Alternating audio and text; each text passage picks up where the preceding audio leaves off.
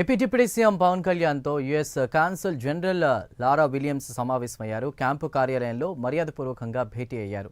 ఈ భేటీలో పలు అంశాలు చర్చించారు. సమావేశానికి యుఎస్ ఎంబసీకి చెందిన Meredith Metler, US public diplomacy officer Abdul Rehman Habib, political specialist Shrimali Kari, economic specialist Sibha Tripathi హాజరయ్యారు.